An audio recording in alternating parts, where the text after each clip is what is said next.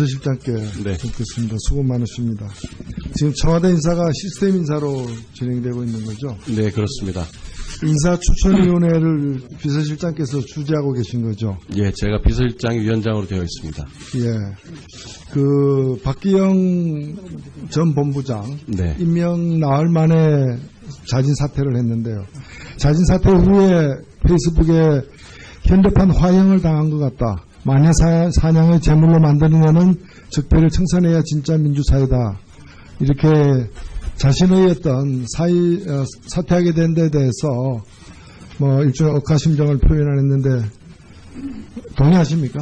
마녀 사냥 당한 겁니까? 그런 표현이 부적절하다고 생각합니다. 예. 참여정부 시절에 인사추천위원회는 합의제로 운영되었다고 하는데 지금은 어떻습니까? 저희도 회의체이기 때문에 사실상 그렇습니다. 그럼 박기영 전 본부장 같은 경우에 인사추천위원회에서 추천된 거죠? 그렇습니다. 내부에서 치열하게 논쟁을 하셨습니까? 그렇습니다. 여기서 합의됐습니까? 의원님, 저희가 이제 인사추천위원회에서 대통령께 보고드리기 전에 인사추천을 하는데 항상 단수로 결정하는 것은 아닙니다. 복수로 저희들 의견을 충분히 교환한 이후에는 그 의견까지 포함해서 인사권자에게 보고를 드려서 하고 있습니다.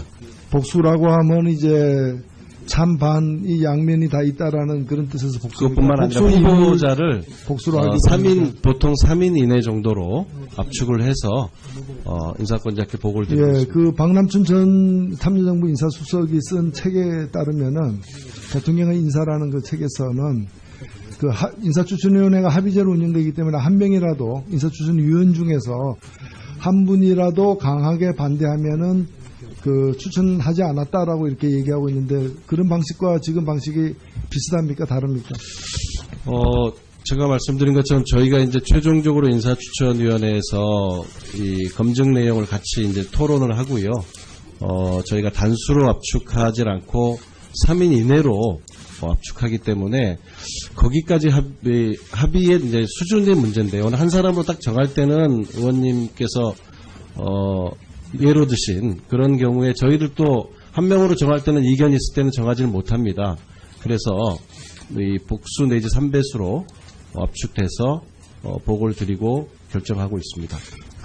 이 박기영 전 수석에 대해서는 물론 이제 찬성하는 사람 반대하는 사람 여러 있을 수는 있는데 대체적인 여론은 가장 궁금해했던 것은 어떻게 저런 사람이 걸러지지 않고 추천이 됐을까? 네. 도대체 누가 추천했는가?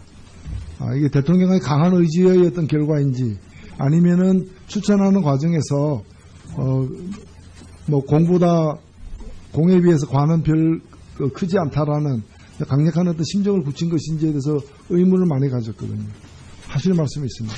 예, 의원님 잘 아시다시피 이제 과학기술본부가 오랫동안 참여정부 초기에 이제 이 과학이 부총리실과 과학기술본부가 만들어졌는데 제대로 이제 일도 해보지 못하고 이제 정권이 바뀌었지 않습니까? 그래서 오랜 과기계의 염원으로 지금 만든 조직인데 저희가 무엇보다도 과기계의 목소리를 좀 적게 들었다는 그런 자성이 있습니다. 이 문재인 대통령의 후보 시절 공약에 따르면은 인사를 투명하게 시스템화하고 인사 추천 실명제로 추천부터 인사 결정까지 전 과정을 기록으로 남기겠다고 그렇게 하고 있습니다. 있는데 네. 지금 그렇게 하고 있습니다. 네. 모든 추천대원 모든 후보자 뒤에는 네. 누가 추천했는지가 함께 저희 회의 자료에 올라오고 있습니다. 이 기록은 내부에서만 사용합니까?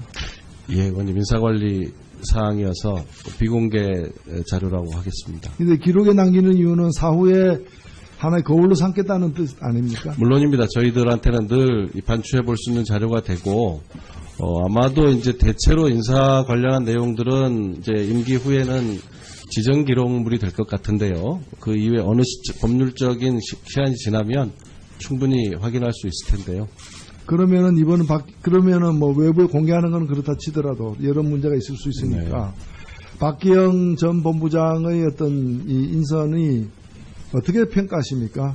이 국민의 여론이 이렇게 나쁠 줄을 몰랐던 것입니까? 아니면은 여전히 국민들이 이 인사권자의 어떤 인사에 대해서 충분히 이해하지 못한 걸 안타깝게 생각하는 편입니까? 어느 쪽입니까?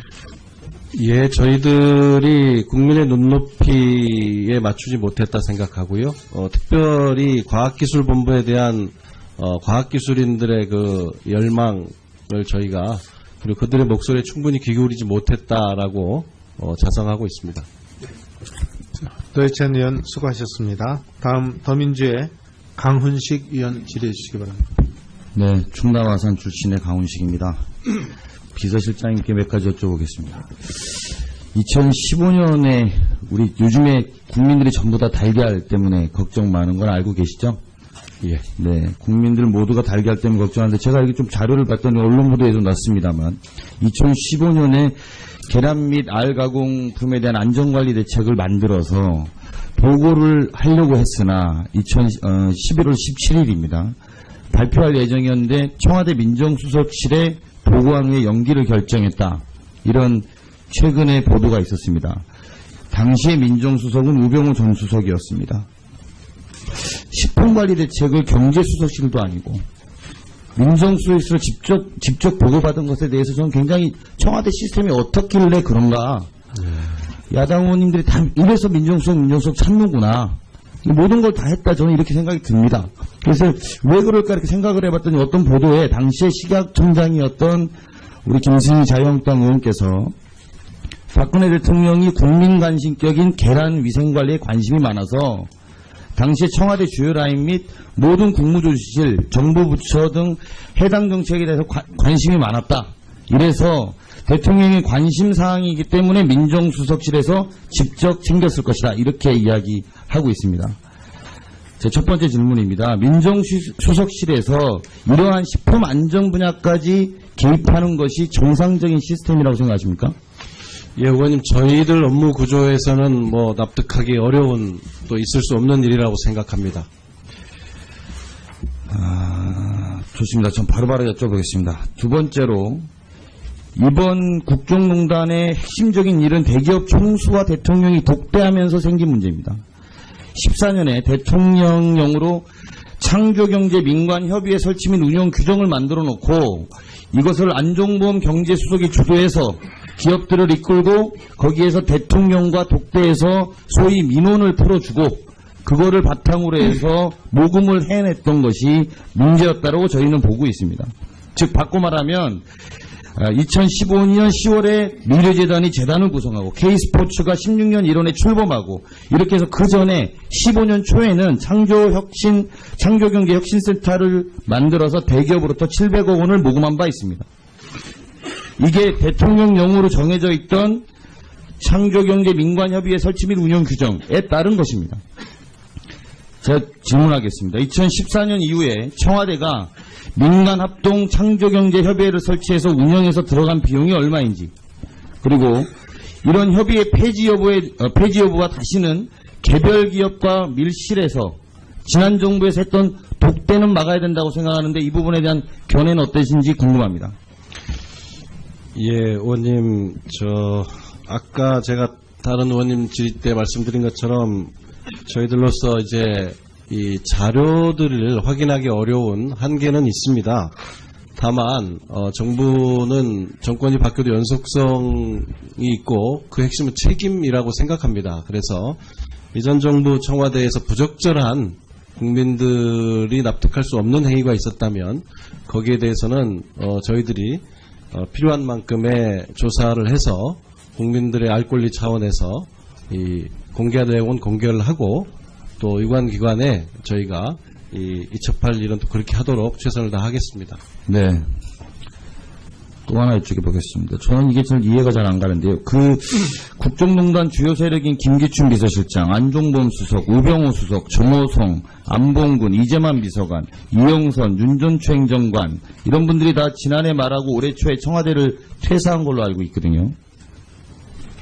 그런데 공무원들의 경우에 재직 중에 발생한 비위나 범법 혐의로 퇴직하는 경우에 징계를 거쳐야 하고 이 경우 징계의 경중에 따라 퇴직금 지급 및 연금 지급에도 차이가 발생하게 되어 있습니다.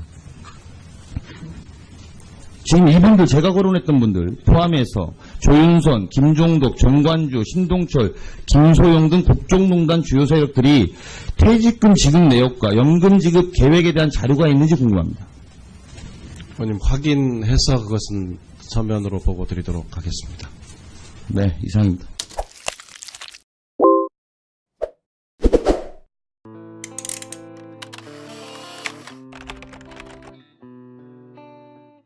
비서실장께 네. 듣겠습니다. 수고 많으십니다.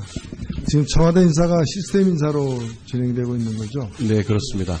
인사추천위원회를 비서실장께서 주재하고 계신 거죠? 예, 제가 비서실장이 위원장으로 되어 있습니다. 예. 그 박기영 전 본부장 네. 임명 나흘 만에 자진 사퇴를 했는데요. 자진 사퇴 후에 페이스북에 현대판 화형을 당한 것 같다. 마녀 사냥을 제물로 만드느냐는 적폐를 청산해야 진짜 민주사회다.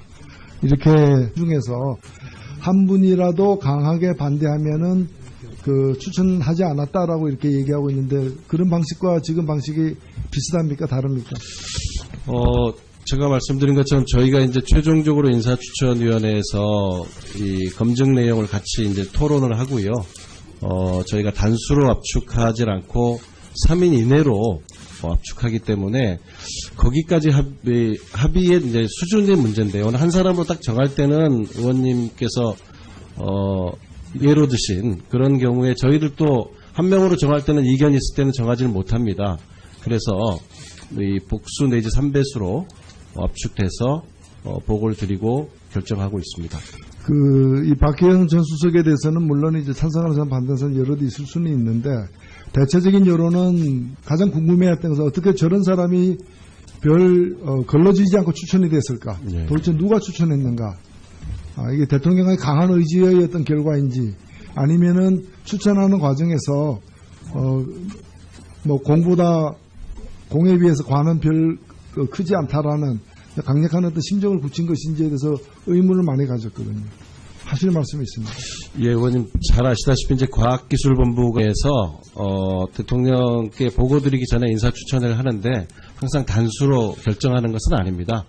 복수로 저희들 의견을 충분히 교환한 이후에는 그 의견까지 포함해서 인사권자에게 보고를 드려서 하고 있습니다. 복수라고 하면 이제 찬반이 양면이 다 있다라는 그런 뜻에서 복수. 그것뿐만 아니라 후보자를 복수로 하기 3인 보통 3인 이내 정도로 압축을 해서 인사권자께 보고를 드리고 있습니다. 그 박남춘 전 참여정부 인사수석이 쓴 책에 따르면은 대통령의 인사라는 그 책에서는 그 인사추천위원회가 합의제로 운영되기 때문에 한 명이라도 인사추천위원 자신의 어떤 사퇴하게 된 데 대해서 뭐 일종의 억하심정을 표현했는데 동의하십니까? 마녀 사냥 당한 겁니까? 그런 표현이 부적절하다고 생각합니다. 예. 참여정부 시절에 인사추천위원회는 합의제로 운영되었다고 하는데 지금은 어떻습니까? 저희도 회의체이기 때문에 사실상 그렇습니다.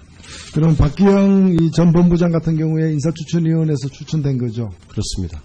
내부에서 치열하게 논쟁을 하셨습니까? 그렇습니다. 여기서 합의됐습니까?